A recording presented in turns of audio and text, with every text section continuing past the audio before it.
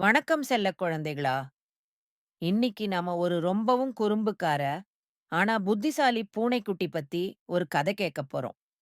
பாருங்க, எவ்ளோ அழகா இருக்குன்னு. ஒரு பெரிய பழத்தோட்டத்த பாதுகாக்கிற பொறுப்பு நம்ம புலிக்குட்டிக்கு கிடைச்சது. அங்க இருந்த மாம்பழங்களும், கொய்யா பழங்களும் ரொம்பவும் ருசியா இருந்துச்சு. அதனால பழங்களைக் காக்க இரவு முழுக்க அந்த குட்டி ரொம்பவும் கவனமா இருந்துச்சு. ஆனா, ஒவ்வொரு நாள் ராத்திரியும் தோட்டத்துல இருந்து ஏதோ ஒரு பழம் காணாம போயிருச்சு. யாரு திருடுறான்னு கண்டுபிடிக்க நம்ம புலிக்குட்டி முடிவு செஞ்சுச்சு. எல்லா விலங்குகளும் அத ஒரு மர்ம பூனைன்னு பயந்துகிட்டு இருந்தாங்க. ஒரு நாள் புலிக்குட்டி தூங்காம விழிச்சு இருந்துச்சு. இருட்டுல ஒரு நிழல் மெதுவா வந்து பழங்கள எடுத்துட்டு போச்சு. துணிச்சலான நம்ம புலிக்குட்டி பயப்படாம அந்த நிழல பின்தொடர்ந்து போச்சு.